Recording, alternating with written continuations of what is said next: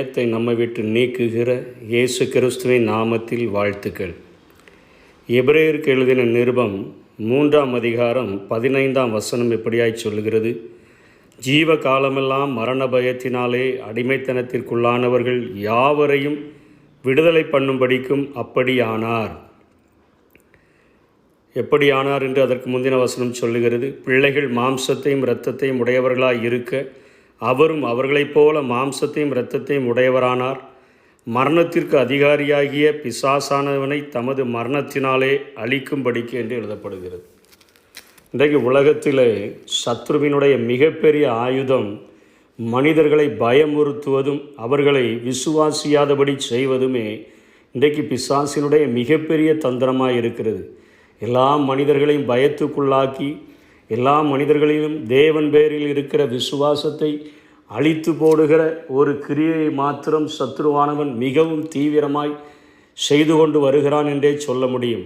ஏனென்று சொன்னால் இயேசுவும் இந்த பூமியில் இருந்த நாட்களில் அவர் சொல்லுகிறார், மனுஷகுமாரன் பூமியில் வரும்பொழுது விசுவாசத்தை காண்பாரோ என்று சொல்லி அத்தனையாய் சத்ருவானவன் கிரியை செய்கிற ஒரு நாட்களில் நாம் வாழ்ந்து கொண்டிருக்கிறோம். இந்த உலகத்தில் நாம் ஜெயமுள்ளவர்களாய் வாழ வேண்டும் என்று சொன்னால் வேதம் நமக்கு கற்றுக் கொடுக்கிற அந்த சத்தியம் என்னவென்றால் பயத்தை விட்டு நாம் நீங்குவதும் விசுவாசிக்க வேண்டிய விதமாய் விசுவாசிப்பதையும் நமக்கு கற்றுக் கொடுக்கிறது. ஒரு சிறிய கதையின் மூலமாக இதை கொஞ்சம் நாம் ஆழமாக பார்க்கலாம்.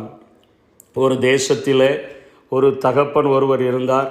அவர் மிகவும் பெரிய செல்வந்தராக இருந்தார்.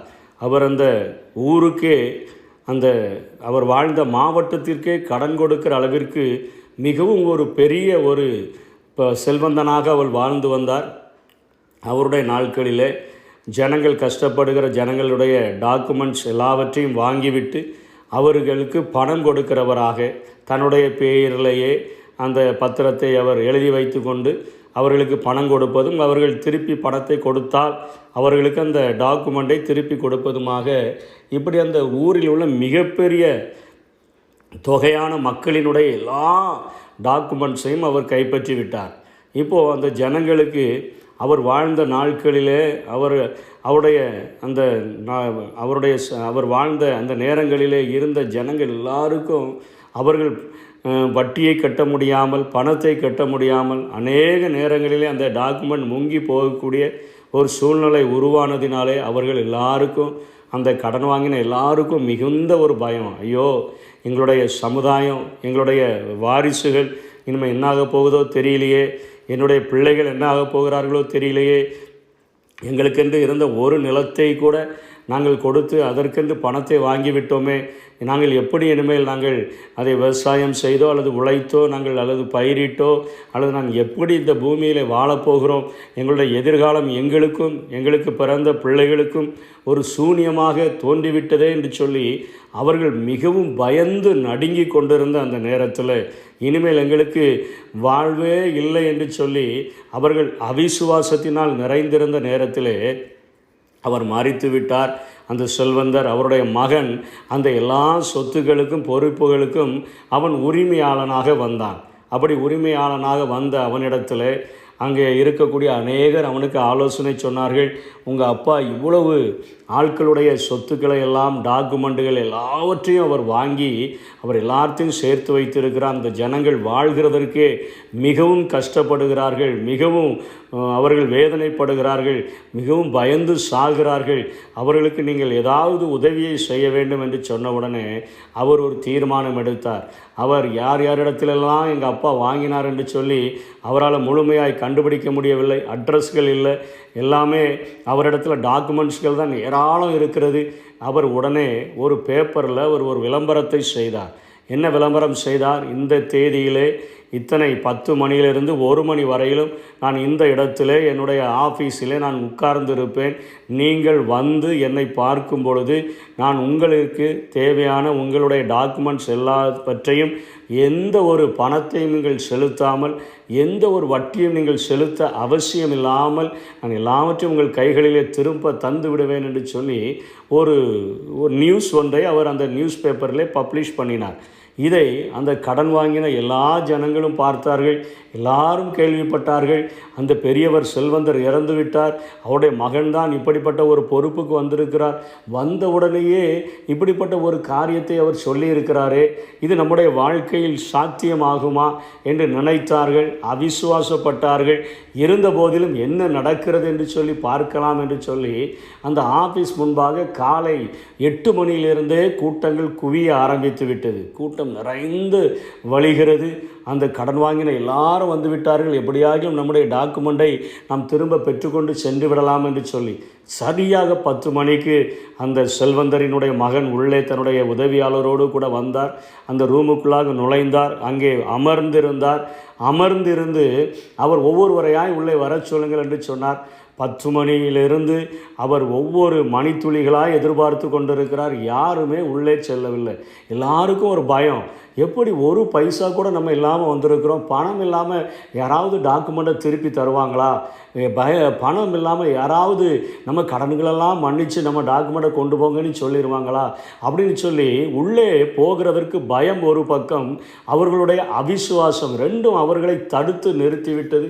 கடைசியாக ஒரு 12:55 என்று சொல்லப்படக்கூடிய நேரத்தில் ஒரு தம்பதியர் மிகுந்த தூரத்திலிருந்து அவர்கள் வந்திருந்தார்கள்.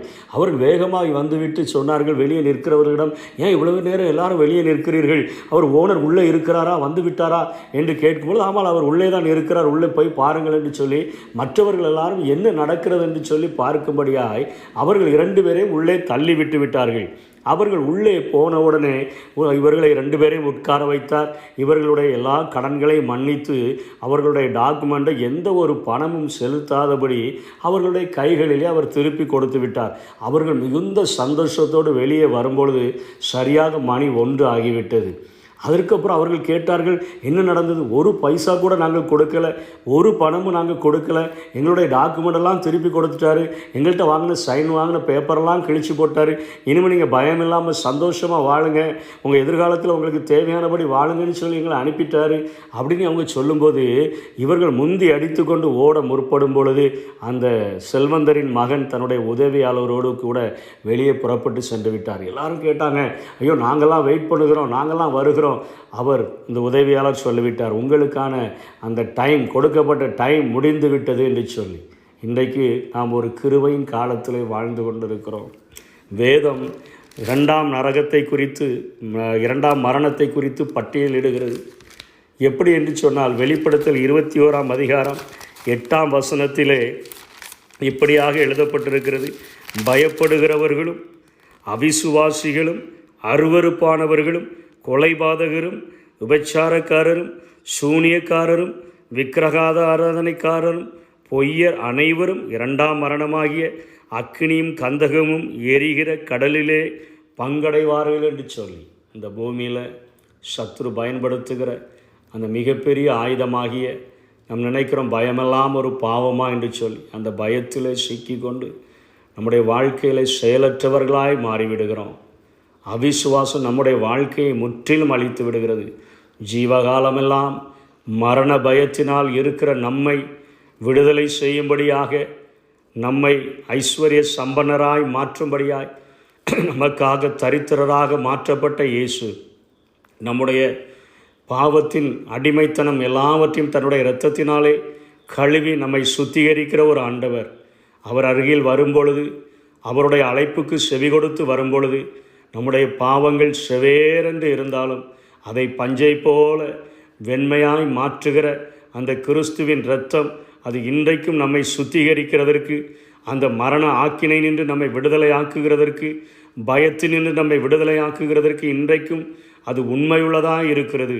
பரிசுத்த ஆவியினாலும் அக்கினியினாலும் ஞானஸ்நானம் கொடுக்கிற என் இயேசு நம்முடைய வாழ்வில் இருக்கக்கூடிய எல்லா குப்பை கூலங்களையும் சுட்டெரித்து நம்மை பரிசுத்தமாய் இந்த உலகத்தில் பயமில்லாமல் ஜீவகாலமெல்லாம் மரண பயத்தினால் இருந்த நாம் விடுதலை பெற்று பயமில்லாமல் விசுவாசத்தோடு கூட எதிர்காலத்தை நோக்கி செல்லும்படியான ஒரு வாழ்வை தர விரும்புகிறார். அந்த கிருபையின் காலத்தில் நாம் வைக்கப்பட்டிருக்கிறோம்.